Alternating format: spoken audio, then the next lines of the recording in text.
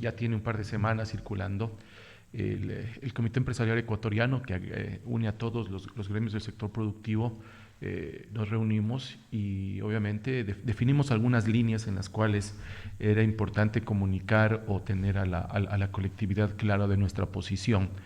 Bueno, primero la posición del Comité Empresarial Ecuatoriano, del sector productivo de Loja, que yo represento, es ratificar y reconocer el, el trabajo que viene haciendo el presidente de la República en el tema de seguridad. Definitivamente, yo creo que él ha tomado decisiones, todos o la gran mayoría de la sociedad estábamos ávidos de que se tomen decisiones en cuanto a temas de seguridad y obviamente eso iba a generar una reacción también por parte de los grupos delincuenciales. Ratificar y creo que es importante reconocer el gran trabajo de las fuerzas del orden, de las Fuerzas Armadas, del Comando Conjunto de las Fuerzas Armadas, de la Policía Nacional, en el trabajo que se viene haciendo. Lo otro es al presidente de la República, y ayer ya en una entrevista lo indicó, nosotros estamos muy comprometidos con el desarrollo, con la producción. De hecho, ratificamos nuestro compromiso de seguir invirtiendo, de seguir produciendo, de seguir generando empleo, pero necesitábamos y le pedimos que se focalicen las medidas dependiendo de el grado de inseguridad por provincia o por ciudad. Porque claro, uno de los mayores problemas que se tiene hoy día es el empleo y la reactivación económica, y creo yo que y bueno, y así lo dicen los entendidos, estos grupos también lo que buscan, aparte de infundir terror, es paralizar la economía, porque eso genera un problema adicional. Hay que seguir produciendo, creo que también es importante tener claro que los índices de inseguridad no son similares lo que sucede en Quito o en Durán o en Esmeraldas a lo que está sucediendo en provincias o en cantones como Loja y como cantones adyacentes, en donde, con cuidado, obviamente esta decisión la tienen que tomar en el marco del Consejo de Seguridad Nacional, pero los parámetros de inseguridad no son similares y podríamos nosotros regresar a un proceso de activación de la economía que es muy importante, sobre todo en líneas de producción que han sido muy golpeadas desde hace algunos años, desde la pandemia, turismo, tema de eventos, la parte comercial que definitivamente ha tenido un golpe bastante fuerte y que todavía no llegamos a alcanzar los niveles de recuperación del 2019. Ya, economista, pero eso es interesante, es correcto. Por ahí no hay por dónde perderse. El asunto es que, no sé, ¿qué planteaban ustedes ahí concretamente? ¿Qué planteaban? ¿Qué planteamientos hicieron ustedes? Bueno, en esa parte es que se haga una focalización de las medidas de restricción por provincia y por ciudad. Ya. Claro, es lo que va a ocurrir. ¿Qué es lo que va a ocurrir? Al final el presidente se ha reunido con los sectores productivos y entiendo que están definiendo, porque obviamente es en una situación de conflicto interno, las decisiones de este tipo tienen que venir desde los entendidos, que son las Fuerzas Armadas, el Consejo de Seguridad Nacional, pero lo que pedimos es focalización de medidas que permitan activar la economía, reducción de la restricción de movilidad, por ejemplo, retorno a clases normales. Fíjese que las clases, sí, se tiene calculado que toda la actividad escolar, tanto de nivel primario, medio, superior, genera entre el 25 y el 40% de la economía la mueve. Si paramos eso, definitivamente se genera también ahí una recesión, una contracción de la economía que es muy nociva y que al final, lamentablemente, eso reduce el número de empleos. No, eso es un drama económico. Eso es un drama. Desde el amiguito que vende en la verja del colegio los chifles. Todo se mueve. Todo se mueve. En los supermercados ya nadie va a consumir yogur para llevar como lunch, ya nadie gasta en eso. El amigo taxista no lleva a los padres de familia, a los niños de urgencia, todo se va paralizando. Ahora, claro, en las medidas de seguridad hay que tener mucho cuidado y dejarles encargados a los que saben, pero a los que saben bien, no a los que exageran. Como por ejemplo, no hay clases a 2 kilómetros. Ya, pues son medidas bien populistas. A mí me parece que deben ser nada técnicas, ¿no? ¿Qué técnico puede ser eso? 2 kilómetros y el colegio está a más de de 3 kilómetros, pero no hay clases. Entonces, esas cosas sí no funcionan.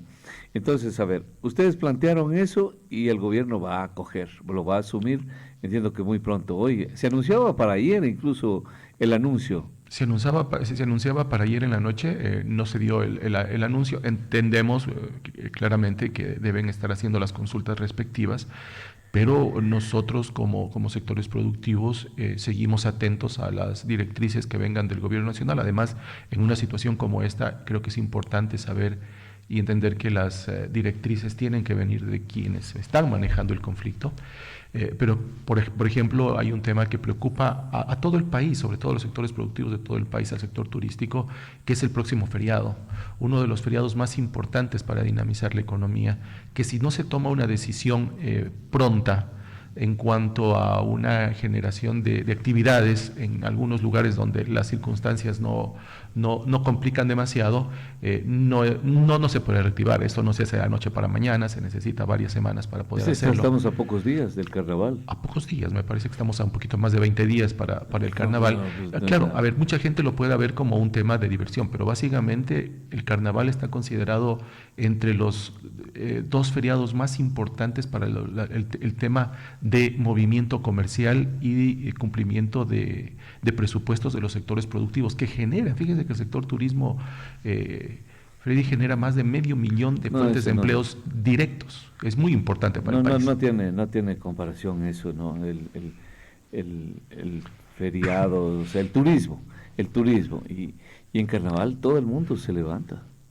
Sí, por supuesto. Y además se tiene presupuestado esa parte, ¿no? Y fíjense claro, que ya el turismo está tan golpeado. Veía anoche una estadística. El Ecuador salió del top 10 de los países con más visitas de turismo de América. Ya no estamos en el top 10. Ya no estamos. Sí, ya estamos más abajo de países como Perú triplica el número de visitantes que tiene el Ecuador, y bueno, Colombia muchísimo más. Una relación, México 34 millones de turistas por año y nosotros menos de 1 millón. Es una relación muy grave con quienes están liderando.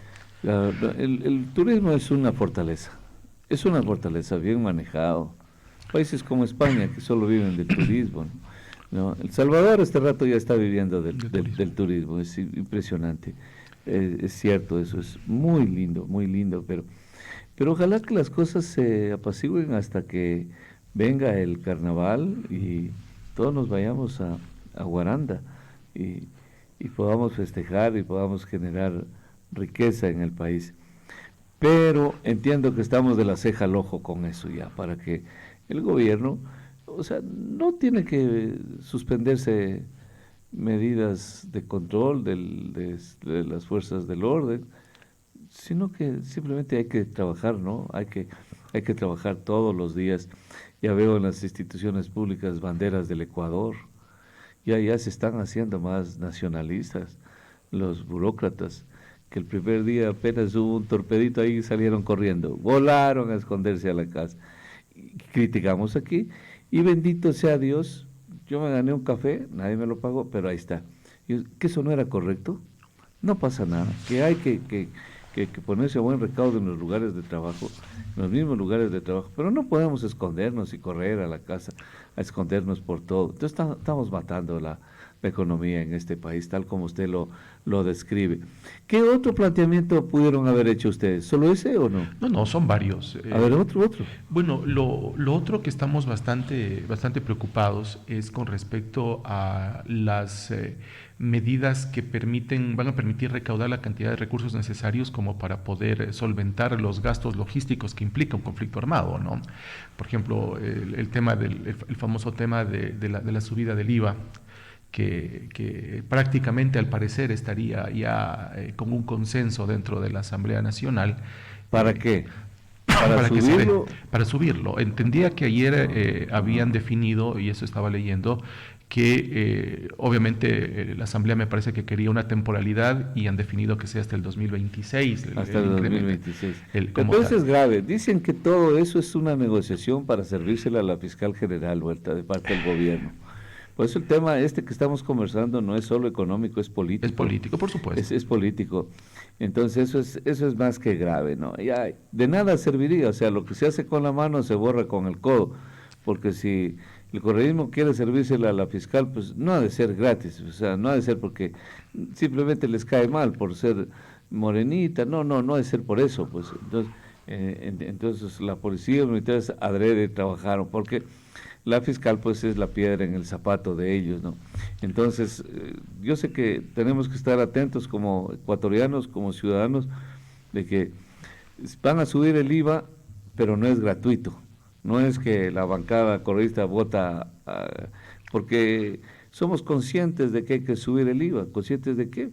Conscientes de que usted mismo va a observar cómo los emprendimientos en la feria ya no tienen sentido. Porque si se sube el IVA a esos emprendimientos, entonces esos productos cada vez serán menos competitivos. Nadie va a querer emprender economista con un IVA más alto. Bueno, con las condiciones del entorno complejas, ¿no? Sobre todo el tema de inseguridad es quizá el parámetro más importante. El IVA, el IVA es un impuesto que puede convertirse en regresivo. Si es, bueno, primero, lo que hay es una alza de los precios y por ley de oferta y demanda, cuando el precio de un producto sube, la cantidad demandada de ese bien disminuye y eso puede generar una contracción de la economía.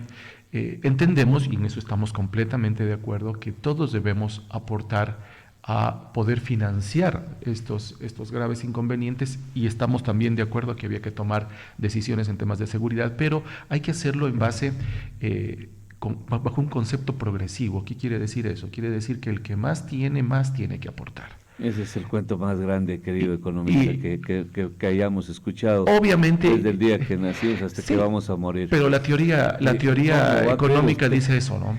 Claro, bien dicho, teoría, ¿no? Pero en la práctica lo paga el pobre, pues. Así es. Lo paga el que menos tiene. Lo paga, desgraciadamente, el que menos tiene, y de eso se trata. Que mientras más lo paga el pobre, menos posibilidades de surgir tiene.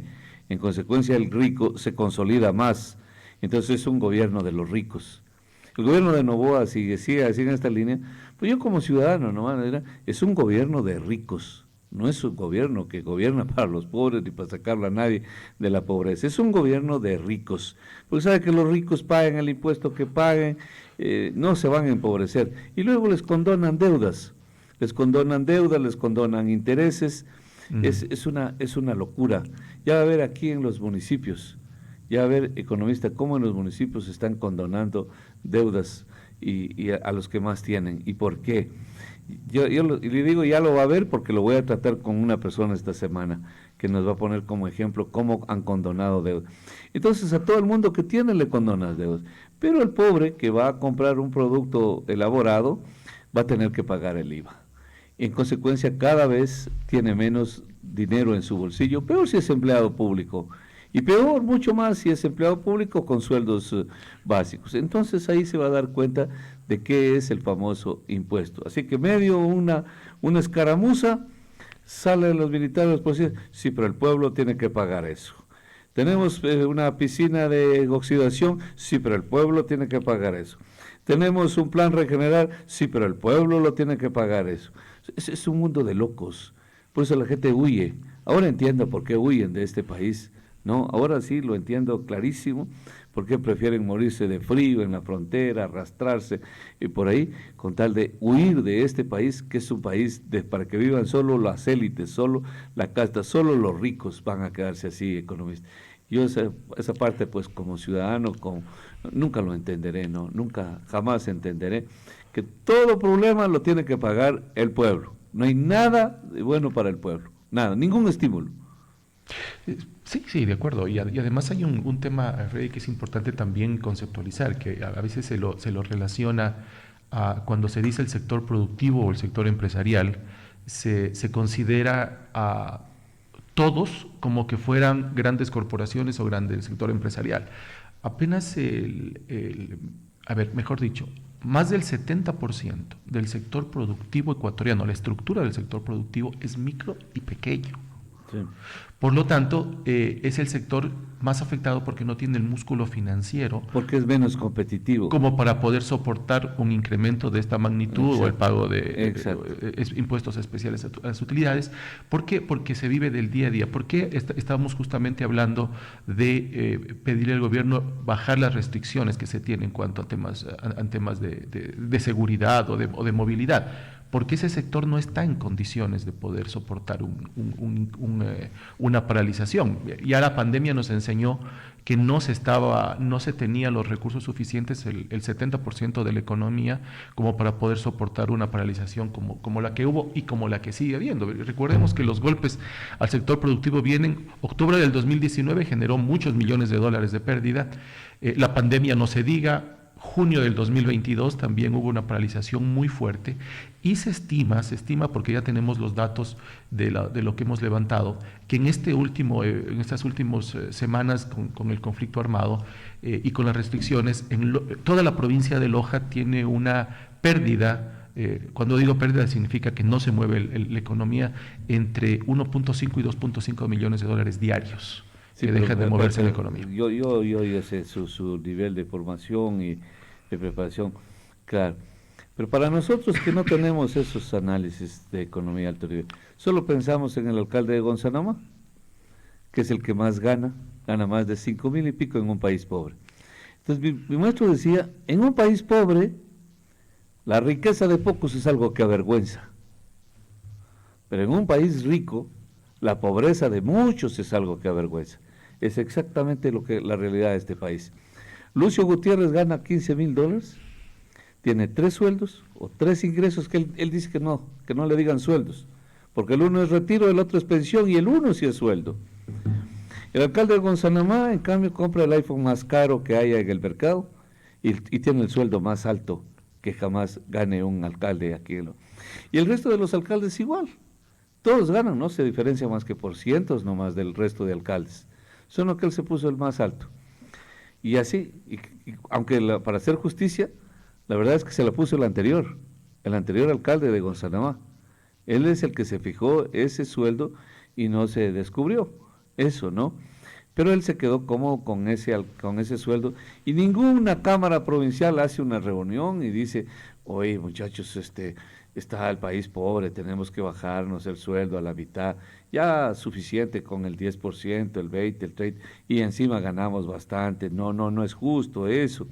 Los militares nosotros somos soldados de la patria, no somos aquí de soldados de la monarquía. ¿Qué es esto? No podemos ganar tremendos sueldos. Los asambleístas somos padres de la patria, somos la vergüenza de este país y somos los que más ganamos. No puede ser aquí. Los ministros no resuelven un solo problema y son los que más ganan. Entonces, el día que empiecen bajándose ellos, dando el ejemplo de austeridad, entonces nosotros decimos, hay que sacrificarnos todos, oye muchachos, todos sacrifiquémonos para sacar adelante este país. Pero mientras veamos privilegios economistas de unos sectores, bien difícil ¿qué ser humano hace conciencia de eso? ¿Qué ciudadano? No ser humano. ¿Qué ciudadano va a hacer? Aplaudir porque nos suben el IVA para que gane más el alcalde de Gonzanamá y Lucio Gutiérrez.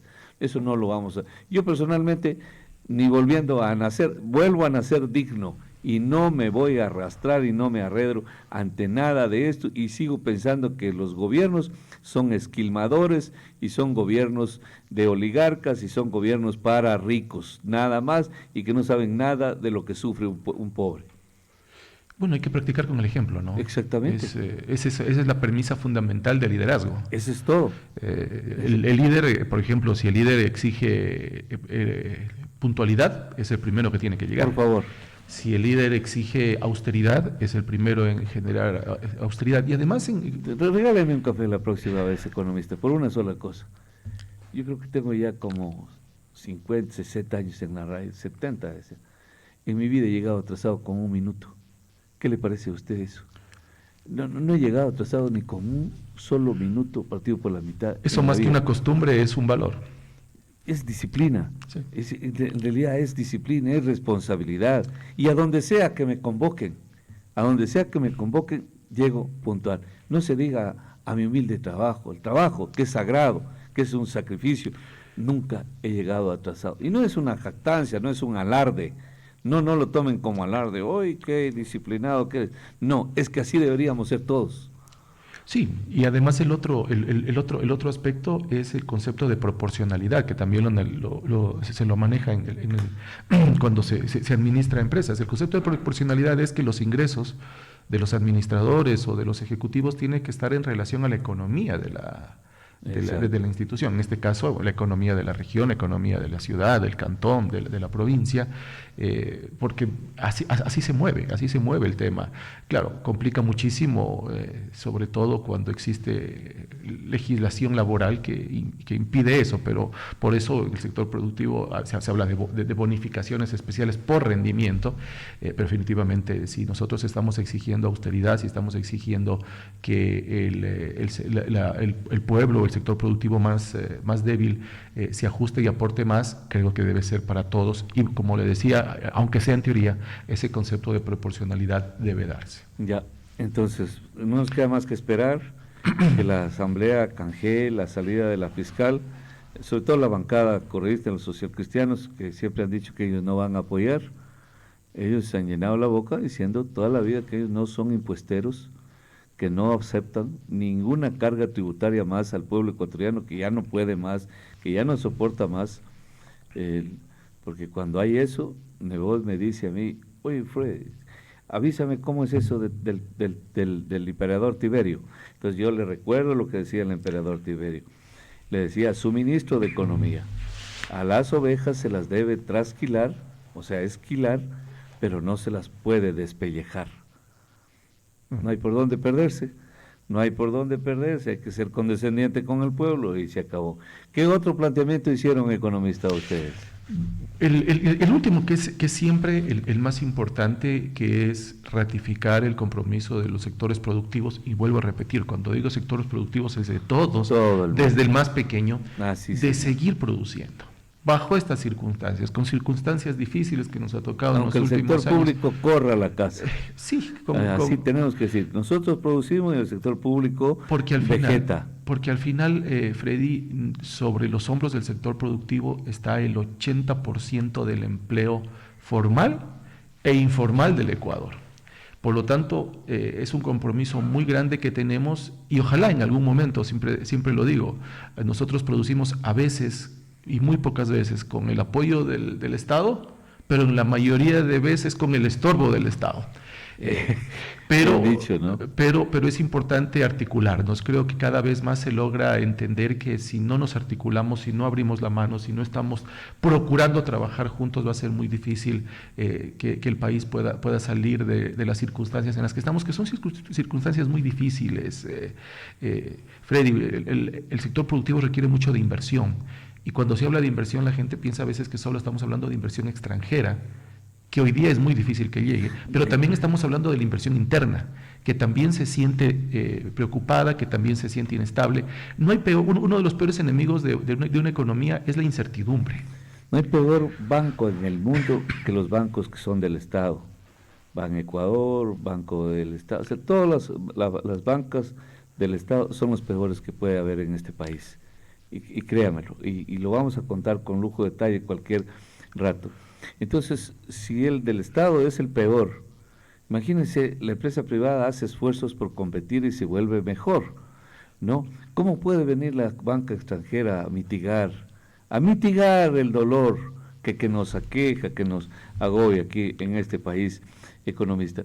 Usted, como un hombre bien informado, se enteró que hace pocos días el primer ministro del Reino Unido anunció una baja de intereses fenomenal, envidiable, en uno de los países más ricos del mundo. Por eso es país del primer mundo. Hace pocos días bajaron los intereses que uno dice aquí lo regalan al dinero. El gobierno de España hace pocos días bajó los intereses para adquisición de vivienda al 4%. Al 4% en euros, obviamente, allá, en euros. Y nosotros, cada vez más alto el interés de la banca, porque es riesgo país, hermano, el riesgo país, y entonces sube y sube y sube, y no hay ser humano que soporte, ya no se puede, economista. Ese Mire, es el punto. sí, sí, sí. Y bueno, a ver, las tasas de interés son uno de los instrumentos que tienen las economías como para controlar temas de inflación, temas de, de masa monetaria, cantidad de dinero circulante, pero también cuando debe haber intervención del Estado es para también incentivar la inversión o incentivar, por ejemplo, en el caso de España, la construcción, ¿no? Ya Porque ve. la construcción es el mayor dinamizador de la ¿Bajó economía. aquí el impuesto al IVA para la construcción? No, todavía me parece que ese proyecto de ley Ujú. no está aprobado. Ahora, hay una cosa importante, hay un fenómeno ahí a nivel global. Europa, que fue muy prudente en época de pandemia, no hizo emisión inorgánica de dinero, hoy día puede controlar bajando las tasas de interés. ¿Qué pasa cuando baja las tasas de interés? Cuando se bajan las tasas de interés, la gente se ve incentivada a dos cosas. Uno, a pedir crédito, es decir, a tener más dinero, liquidez, y se ve incentivada a no invertir, porque las tasas de interés no son muy rentables y también en los bancos, me refiero, no poner en pólizas, y esa plata la invierte en el sector A no productivo. ahorrar, creo A que o no ahorrar. ahorrar Ahorrar o quiso invertir. decir. Sí, ahorro e inversión a veces son conceptos que pueden estar ligados. Pero, ¿qué le pasó a Estados Unidos, que también golpea a América? Estados Unidos, en época de pandemia, para generar mayor velocidad de circulación del dinero, hizo emisiones inorgánicas, de las más importantes de su historia. ¿Pero qué generó? ¿Qué sabía que iba a producir después? Una alta inflación. En cambio, ellos están subiendo las tasas de interés. ¿Para qué? Para procurar que la gente saque dinero del mercado y deposite en los bancos para reducir la presión del incremento de las tasas de inflación. Por eso hay que ser también prudentes y siempre se les dice a los gobiernos y a los estados, hay que saber jugar ajedrez. ¿Qué significa jugar ajedrez? Cuando uno juega ajedrez, el movimiento que hace hoy día uno es pensado en los dos movimientos que siguen. Futuros, Por lo claro. tanto, las decisiones que se toman a nivel económico van a tener un efecto en el futuro y ese es el que tenemos que analizar. Por eso también, aparte, por supuesto, de ser una economía pequeña, yo creo que también, aunque tenemos un sistema financiero fuerte, las utilidades del sector financiero son altas para la realidad nacional. Tenemos ahí que creo que hay que sincerarnos también. Pero tenemos que llegar a ser competitivos en temas Es de que ahí está el créditos. punto, pues ahí está el punto, economista. ¿Cómo competimos con esas altas de interés, con esas tasas de interés tan altas? ¿Cómo se puede competir en este país? Fíjese que yo estaba pensando que en el Ecuador deberían hacer una película en todo el territorio ecuatoriano. Deben ser nosotros los actores más berracos que jamás se haya presentado. Nada de los más fuertes, nada. Aquí nosotros somos de la vida real. ¿Cómo sobrevivimos a una pandemia encerrados y endeudados hasta el cuello, sin piedad? Obviamente el gobierno, ¿no? Ajá. De turno. Hay que pagar esas deudas. Sí, pero ¿cómo se paga estando encerrado? No sé, tienes que pagar. Hay que pagarlo. Hay que pagar eso. Y la gente es honrada. Es honrada y quiere pagar, pero no tiene. Quiere trabajar, pero no lo dejan. ¿Cómo construye? ¿Cómo se desenvuelve? ¿Cómo se mueve? Entonces, vea usted el ejemplo otra vez, pandemia chiquita, ese día de los atentaditos que hubo por ahí. Todo el mundo a su casa. Sí, pero el sector público, porque sabe que ganan. Y el sector privado que no gana. Entonces la peluquería le cierran, la farmacia le cierran, ya nadie vende, ya nadie compra. Entonces le cierran todo. El señor que lustra los zapatos también se va a su casa, pobrecito, porque ya no hay gente. Se va, no gana sus 50 centavitos, ya no hay nada. Sí, pero el servidor público gana el dinero guardado en la casa. Entonces sí se puede pedir comida incluso, no tiene ningún problema. Ese es el punto, economista. Y hay una desigualdad, una inequidad bárbara, bárbara. O sea, hay un extremo de injusticia en este país que así como lo vemos, no hay, o sea, hay una veleta en la vida, ¿no? Entonces usted dijo que hay que jugar en futuro, con tácticas, con algoritmos que tiene la vida. Pero ¿por dónde lo vemos que este gobierno diga, verán muchachos, arreglamos la seguridad y de aquí viene la prosperidad para ustedes? Eso todavía falta. Es que yo no lo veo por ningún lado. A ver, sí, faltan las estrategias a largo plazo. Todos estamos de acuerdo que esta estrategia de controlar la seguridad es una estrategia a corto plazo. Necesaria, sí, fundamental, pero faltan las estrategias a largo plazo. Ahora, ¿cuál es el problema, entre comillas? El problema es que en economía y en sociedad los resultados de estrategia a largo plazo no las va a ver este gobierno. Entonces, claro, si no tengo yo la posibilidad de sacar, estoy pensando quizá como gobierno, de sacar provecho de los beneficios de mis decisiones o de mis estrategias, a lo mejor no me sirve para incrementar mi capital político. Pero todos sabemos que si nosotros queremos ver un resultado, por ejemplo en el sector productivo, los resultados se ven luego de un proceso de 10, de 20, de 30 años, porque es el tiempo que toma el que se consolide un proyecto y genere beneficio en su colectividad. Sí. Lástima, de mi parte lo que veo es que el próximo gobierno lo que viene es a heredar el resultado de más pobreza que dejará este gobierno. Porque no hay estímulos para la... ¿En dónde va a ser que haya un estímulo subiendo el IVA, subiendo las cargas tributarias en un país deprimido?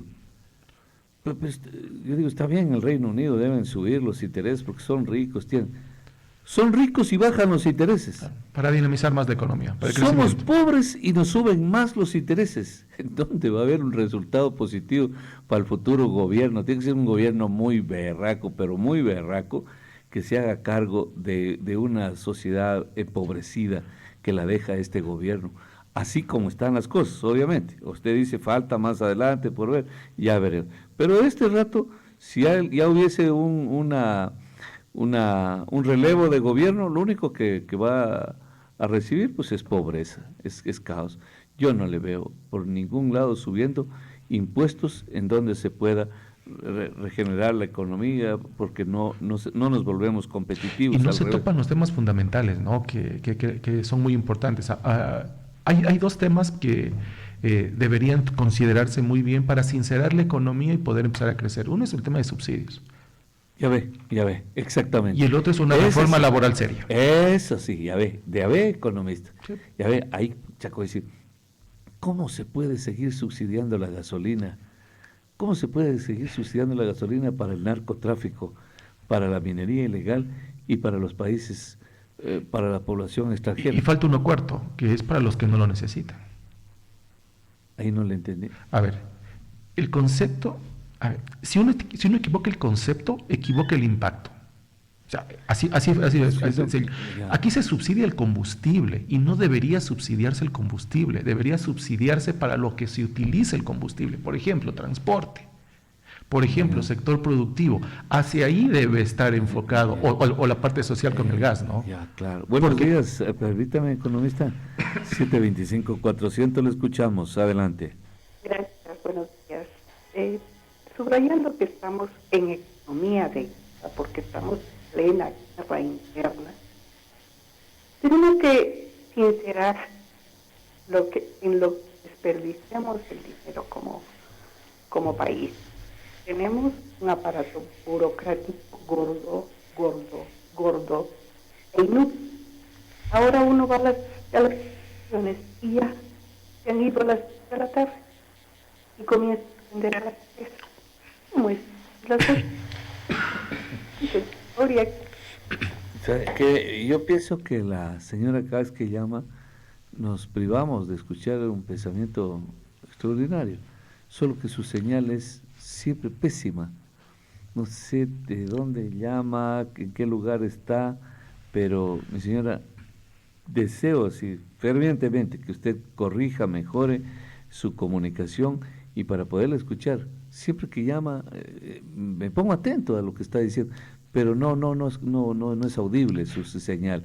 Lástima. Créame, mi señora, le envío un fuerte abrazo, pero de lo que le pudimos escuchar hay una cosa fundamental que dijo, ¿sí escuchó algo usted? Sí, yo escuché una parte que me parece fundamental, y ese ejercicio lo hicimos las familias en pandemia. ¿Qué ejercicio? Pero es que repita lo que usted escuchó, por favor. Porque... Yo escuché que dijo la señora que si estamos en momentos graves, en momentos de crisis económica, debemos sincerar aquellos gastos que para nosotros son muy grandes, como por ejemplo una burocracia demasiado inflada. Ya ve, ahí está. O destinar los recursos en cosas que no se necesitan. Lo que le decía, en época de pandemia, Freddy, creo que todas las familias hicimos este ejercicio. Todos nuestros ingresos bajaron, Por lo tanto, veamos qué cosa es importante y qué cosas no tenemos, no son tan importantes para no gastar dinero.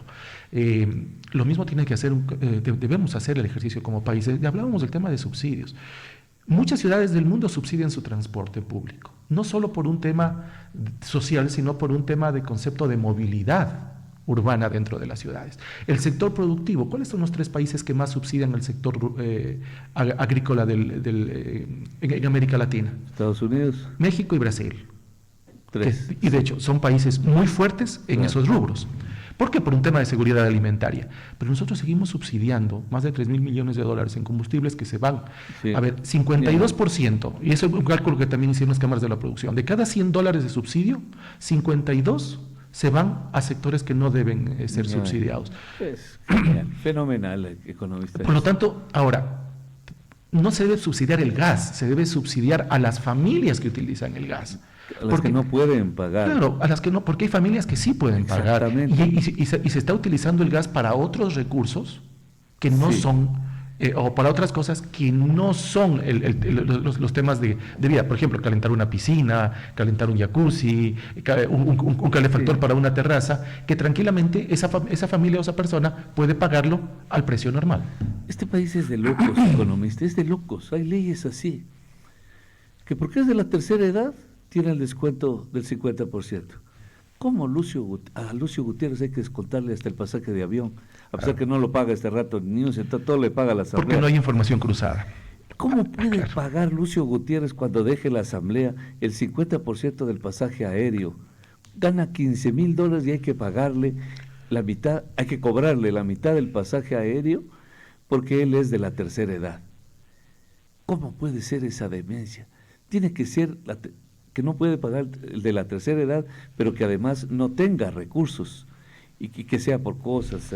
Imagínense uno de la tercera edad que va y viene de Quito enjuiciando a todo el mundo y paga la mitad del pasaje aéreo. ¿Qué le parece a usted Hay distorsiones. esas demencias que hay en el Estado?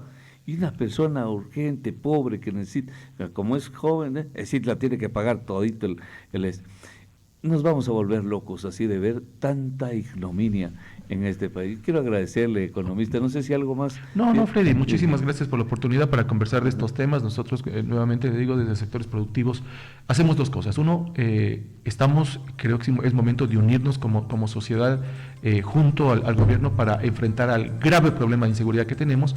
Y la segunda es que seguimos ratificando nuestro compromiso, pese a las circunstancias de lo que hemos conversado, de seguir trabajando, de seguir invirtiendo y de seguir generando empleo. Gracias, economista.